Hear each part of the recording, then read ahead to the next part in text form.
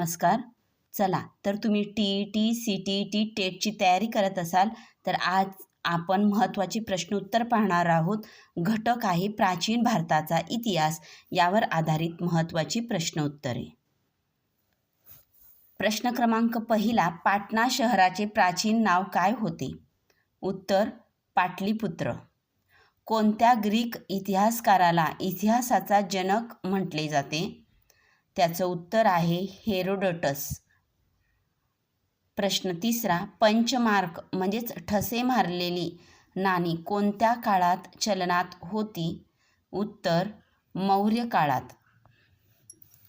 सत्तेची प्राचीन केंद्रे म्हणजेच राजधान्या आपण पाहणार आहोत, यावर आधारित प्रश्नोत्तरे. प्रश्न चौथा, बिंबिसारच्या काळात मगधची राजधानी कोणती होती?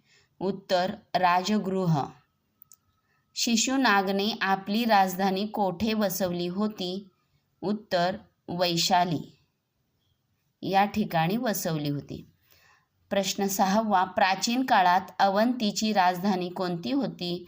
तर उत्तर आहे प्राचीन काळात अवंतीची राजधानी उज्जैन होती. प्रश्न सातवा, हर्षचरित या ग्रंथाचा लेखक कोण आहे? उत्तर हर्षचरित या ग्रंथाचे लेखक बाणभट्ट आहेत. प्रश्न आठवा, हर्षवर्धनने भारतात कोणत्या शतकात राज्य केले? उत्तर आहे हर्षवर्धनने भारतात 7व्या शतकात राज्य केले. प्रश्न आठवा, हर्षवर्धनने भारतात कोणत्या शतकात राज्य केले? हा प्रश्न रिपीट झालेला आहे, तर त्याचं उत्तर आहे 7व्या शतकात. प्रश्न नववा, कोणत्या चोळ राजाला गंगईकोंड असे म्हटले जाते? तर त्याचं उत्तर आहे राजेंद्र चोळ.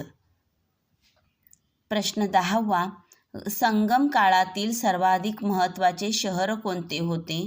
उत्तर मदुराई हे संगम काळातील सर्वाधिक महत्त्वाचे शहर होते. प्रश्न अकरावा, कोणत्या चोळ राजाने श्रीलंकेवर ताबा मिळवला होता? तर त्याचं उत्तर आहे राजेंद्र चोळ.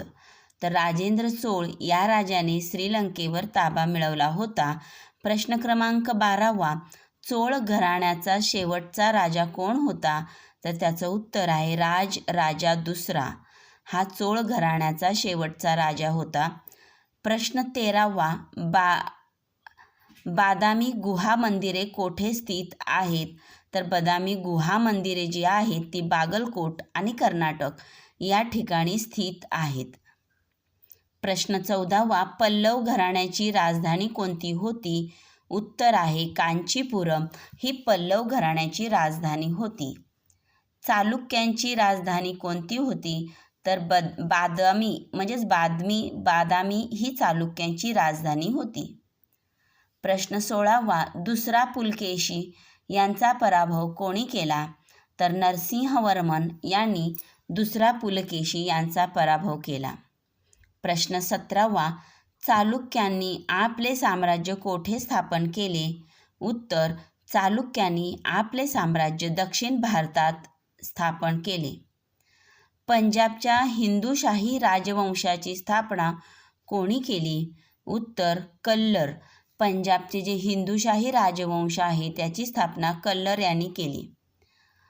प्रश्न 19वा, महाबलीपुरम येथील मंदिरे कोणत्या राजवंशाशी संबंधित आहेत? त्याचं उत्तर आहे पल्लव राजवंश. महाबलीपुरम येथील मंदिरे पल्लव राजवंशाशी निगडीत किंवा संबंधित आहेत. प्रश्न 20वा, राष्ट्रकूटांनी बांधलेले प्रसिद्ध मंदिर कोणते? उत्तर एलोरा म्हणजेच वेरूळ हे राष्ट्रकूटांनी बांधलेले प्रसिद्ध मंदिर आहे वेरूळ. प्रश्न 21वा, चोळ राजांची अधिकृत भाषा कोणती होती? तर त्याचं उत्तर आहे तमिळ. चोळ राजांची अधिकृत भाषा ही तमिळ होती. प्रश्न 22वा, मंदिर वास्तुकलेतील विमान शैलीचा वापर कोणाच्या काळात सुरू झाला? तर मंदिर वास्तुकलामध्ये जे विमान शैली आहे त्याचा वापर चोळ राजवंश यांच्या काळात सुरू झाला. प्रश्न 23वा, गौतमीपुत्र सातकर्णी हा कोणत्या घराण्याचा शासक होता? त्याचं उत्तर आहे सातवाहन राजवंश. तर गौतमीपुत्र सातकर्णी हा सातवाहन राजवंशाचा घराण्याचा शासक होता. प्रश्न 24वा, भारतीय राष्ट्रीय दिनदर्शिका कोणत्या नावाने ओळखली जाते? तर भारतीय राष्ट्रीय जी दिनदर्शिका आहे तिला शक संवत असे म्हणतात. प्रश्न 25वा, दुसरा अशोक म्हणून कोणाला ओळखले जाते? याचं उत्तर आहे कनिष्क. कनिष्कला दुसरा अशोक म्हणून ओळखले जाते. प्रश्न 26वा, शुंग घराण्याचा शेवटचा राजा कोण होता? त्याचं उत्तर आहे देवभूती हा शुंग घराण्याचा शेवटचा राजा होता. प्रश्न 27वा, सातवाहनांची बहुतांश नाणी कोणत्या धातूची बनलेली होती? तर त्याचं उत्तर आहे सातवाहनांची जी नाणी होती ती शिसे या धातूची बनलेली होती. प्रश्न 28वा, इसवी सन 78चा शक संवत कोणाच्या राजवटीशी संबंधित आहे? त्याचं उत्तर आहे कनिष्क. इसवी सन 78चा शक संवत हा कनिष्क राजवटीशी संबंधित आहे. प्रश्न 29वा, शक संवताचा पहिला महिना कोणता असतो? त्याचं उत्तर आहे चैत्र. शक संवताचा पहिला महिना हा चैत्र असतो.